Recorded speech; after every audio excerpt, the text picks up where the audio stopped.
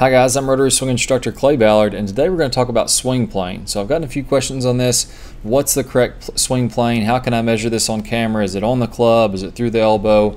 And why should it be there? So a great general idea, general ballpark of where the swing plane should be is from the hosel of the club up through the elbow. So we can see here Jim Furyk's hands are quite a bit lower than this.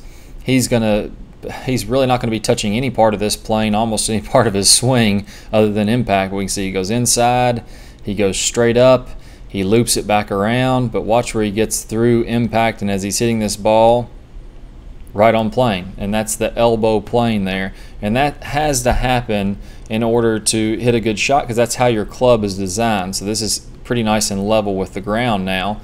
Now most people don't realize this, but your clubs are actually designed to be a little bit toe up at impact, or at address, excuse me. The reason for this is because you're having forces that are pulling this club up. So your arms are swinging from your shoulders. When these arms start to spin around these shoulders, they're going to raise vertically. So as you start to rotate, your hands are going to be pulled vertically in the swing. You're also going to have something called club head droop, and I'll talk about that just in a second after we take a look at Keegan Bradley's swing, which is much different on plane. But we can see here in the bottom right, if I look at the top line of his club, it's a little bit toe up right now. And if we go ahead and mark his elbow plane, oops, let's get right there on the hosel.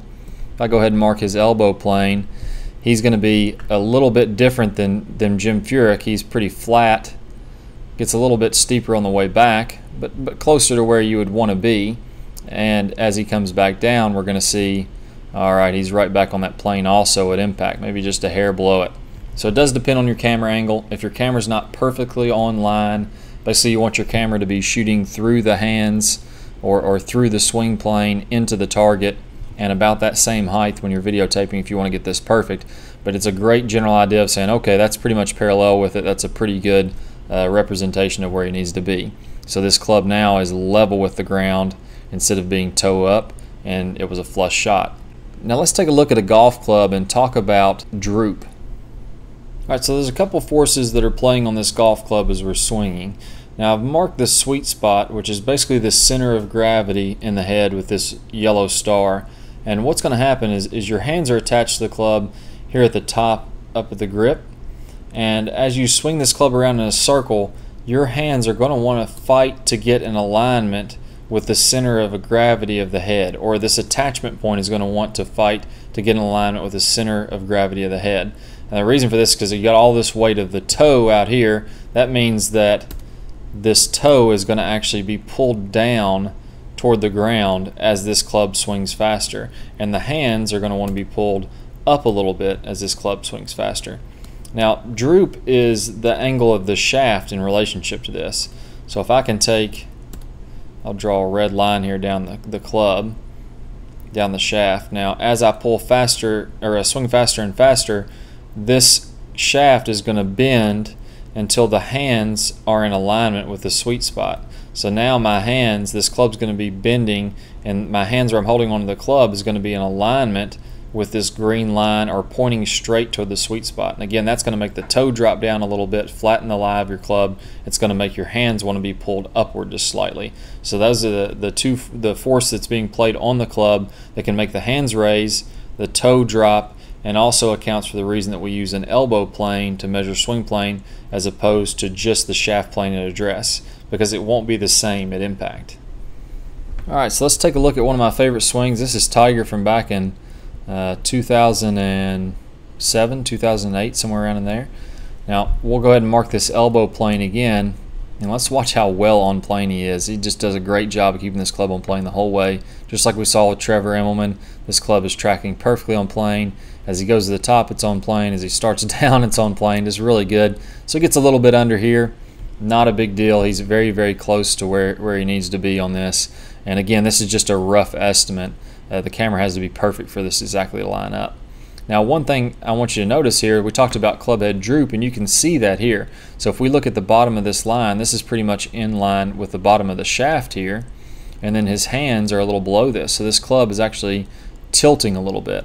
So now we know there's a couple forces that take place that try to align the hands with the sweet spot. That's going to cause club head droop. That's going to cause the toe to move down and for the lie angle to get a little flatter on these clubs. Not something you should try to adjust for. Just realize that that's happening, and that's going to happen in a good golf swing. Also, your arms are going to be pulled out away from your body a little bit because centrifugal force has got them, you're swinging from your shoulders. It's going to try to get the hands and arms more in alignment with the shoulders. We don't want to get all the way in alignment, but we do realize that those two forces are going to pull the club up a little bit, and that's why you want to use the elbow plane as opposed to just drawing a line on the shaft at address. So I hope this helped to clarify a couple of swing plane issues and discrepancies that are out there. Good luck with your golf game. Good luck on swinging more on plane.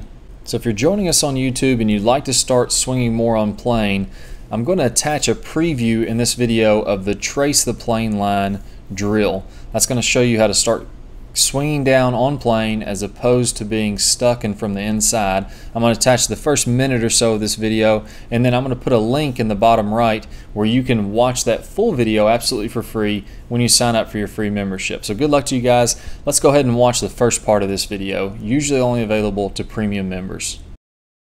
One of the problems that I work on with my better ball strikers is they tend to get stuck coming into impact, and that just means that I've got this little, basically a plane line here set up with this yellow guy. You can see kind of the shaft plane where I want to come into at impact. And what happens is a typical better golfer starts to come a little bit from the inside too much. And so the ball is always going to want to start to the right of the target line unless they shut the face down in relationship to the path. And so we start getting balls that don't start on our line and have too much curvature to them. My goal with every single tour player that I work with and better ball striker and everybody period is to get their path zeroed out. And so what I mean by that is that I want that club coming down with a 0-degree path at impact. This would be into out a lot, 20 degrees into out. Typical high handicappers come over the top. They're coming in 20 degrees over the out to in. I want that path to be 0. And so I use a flight scope. We have a launch monitor that we use to get specific, but you don't need a launch monitor to get really, really close with getting your path zeroed out. The reason we do this though is to see that we want the ball to always start on line with the minimal amount of curvature. I want every single shot to start out exactly on my line and fly dead straight. That's what RST is built around. So I hear that quite a bit when I hit balls. I had somebody just say the other day, like, I love how square you come into the ball. And while he couldn't explain exactly what he was seeing, he could realize that my divots were really, really square, my club face was really square at impact, and my path. Now it's time to take action. Don't let another year pass and still be frustrated with your golf game. This is your year to beat all of your friends. Go to the description below and click the link to sign up for your free membership. It will never cost you a dime, and you'll receive over 2.5 hours of detailed, eye-opening video lessons. Plus, you will be able to see the remainder of this video, only available if you click the link on this particular video. Be the first of your friends to join our 40,000 plus free members. We look forward to having you on our team.